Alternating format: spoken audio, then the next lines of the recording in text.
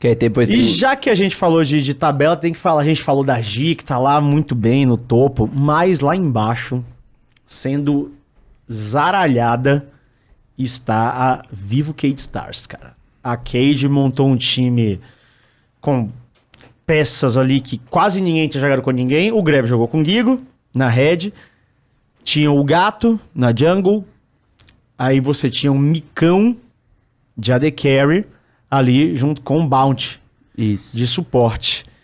Era um time que o Edu veio aqui, o dono da Cade, um dos donos da Cade, falou sobre ser um time a longo prazo, um time para trabalhar. Tem uma comissão técnica robusta, Sim. com Kalec, Von, que é o atual campeão brasileiro, e Hypno, que veio da Loud também, junto com o Von. Né? Então, assim, são peças que têm trabalhos de títulos por aí, respeitadas, mas, velho, os caras não encaixaram. Os caras simplesmente não encaixaram, levaram atropelo atrás de atropelo, ganharam o primeiro jogo. Ganharam o primeiro jogo deles, na estreia, e depois amasso. O primeiro fim de semana até que foi interessante, né? Tipo, o segundo Ganharam o perderam. O segundo perderam, mas jogaram. Foi um jogo disputado, foi naquele que dava pra ter ganho, mas teve uma série de partidas que, pô, foi bagunçado. E você vê alguns jogadores sendo claramente afetados pela fase, né? Que tá, tipo, que vem semana a semana cada vez jogando pior. Olha aí. Então, vamos aos poucos. Primeiro, quando a gente viu as escalações, pode pegar no nosso primeiro programa aí, se você quiser, a gente comentava o que a gente achava das lineups, quais os problemas, dificuldades. Vou dar um exemplo de uma dificuldade superada. Los Grandes. Dificuldade que a gente falava era... Bot lane. Bot lane, os caras estão jogando super Pra caralho, bem. pra Estão caralho. deixando o Lucianami pra eles todos os jogos? Sim. Dos últimos... Aí é um puta problema de quem tá deixando o Luciano pra eles, né? Problema. Mas, porque se você olhar pelo play rate, foi Lucian, acho que ele jogou de Lucian Jhin e Draven só. E, tipo, ganhou todas de Lucianami, perdeu um de Jhin e um de Draven, alguma coisa assim. Mas, maravilha, estão jogando bem. Sim. Outra, Red Canids, qual era a nossa crítica?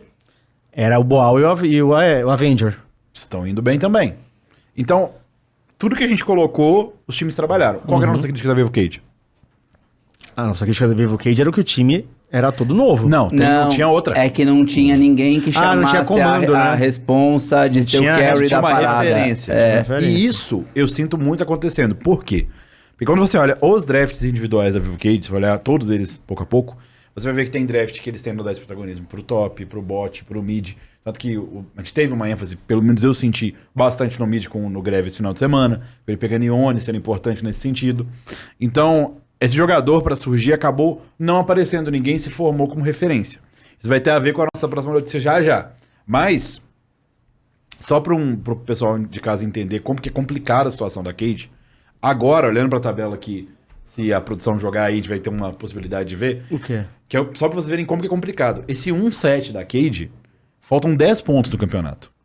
Historicamente, no CBLOL, com 10 pontos, com 10 times, você classificava... A nota de corte é 10 vitórias. Às vezes 9. Muito raro. Teve um que foi 8.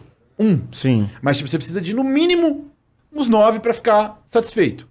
Então, a Cade tem 10 jogos que ela tem que ganhar 8. Sendo que no meio desses 8, ou 7, 8, né? 7, 8, 9, dependendo de como for. No meio disso, você vai enfrentar Red Canids, Los Grandes, Kabum. Então... Não, tem todo mundo, pai. Mas você vai enfrentar 3... Você vai enfrentar, tipo, o topo da tabela. E eles precisam de 80%, 90% de vitória. Então, o que tem pra frente pra Vivo Cade, independente de mudança, é muito difícil. Matematicamente falando. Sim. É improvável. Eu vi muito pessoal falando, Shep, não sei se você concorda ou discorda, falando, a gente acha que a PEN já tá desclassificada, Não. playoffs. Matematicamente, eles têm uma chance muito mais robusta de pegar um playoff. Gente, ó, a PEN tá 3-5, a NTZ tá 3-5, a Fúria tá 3-5. A gente tem 3 times 3-5 nesse momento. Aí a Loud tá 4-4, a Liberty tá 4-4, o Fluxo tá 4-4. Isso é uma vitória só de diferença. Aí a gente tem Kabum 5-3 em terceiro. Aí a gente tem a Red 6-2 em segundo. E a gigantesca Los Grandes, isolada em primeiro, 7-1. E a Cade lá embaixo 1-7. Não, porque vale lembrar... Cara, tudo pode acontecer ainda. Porque Ele vai enfrentar todo mundo, esse que tá uma vitória na frente. A gente volta pro segundo turno no domingo agora. Domingo a gente começa o segundo turno. Então, tipo, a hora que você ganha, você tira do cara também. Então, não tá... Tipo, tem muita coisa aberta. Só que a situação da Vivo é... É muito complicado. Treta. Inclusive, o jogo que eu acho que foi o jogo mais triste pra eles foi o de sábado. Que é o que eles estavam na frente. Onde eles lutam um Drake de Oceano, perdem e a coisa acontece. O jogo do Ione. Que o... Caralho, o Greve tava gigantesco de Oni. Esse jogo aí... Ele tava tipo 5/1, tá ligado? Tava muito encaminhado em certo ponto. Mas é lógico, o psicológico pesa ali. Eles sabem que se perdessem mais um jogo, ou dois, né? No final de semana a situação ficaria muito complicada. Então acho que ali foi um jogo que pesou bastante. Cara, sabe que o pior de tudo?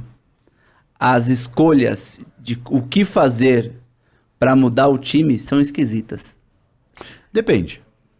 Me fala por quê. Aí vem esse capítulo, que é... Eles As mudam. mudanças, Eles né? mudam. Chega na sexta, a gente recebe o e-mail de alterações e não alterações. Aí tinha lá, sai Micão, sai o Bounty Sai o gato. e sai o gato. Entra Sting. Ok, o Sting é o famoso bombeiro de CBLOL. O cara só sobe pra apagar incêndio. E o coitado é colocado de volta na Academy, porque é isso que vai acontecer muito em breve, e a gente vai falar isso já. Sai o Micão, cara. Então, Tá ligado? Sai o Mikael não é mudança demais, Thiago Maia, você como para o técnico? Steps, e aí entra o Crastiel suporte. Então, não me falam que o suporte do Academy tem ido bem. Você tem feito qual É o Telas, ele ganhou É. destaque, inclusive. Tava Sim. jogado bem, sim. Então, vamos lá.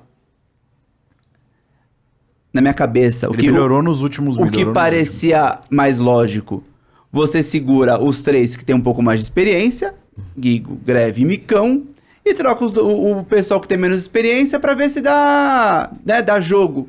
Mas, pô, trocar, tipo, tirar o Micão e não colocar, sei lá, podia colocar a bot lane inteira do Academy, não sei, põe steps e telas.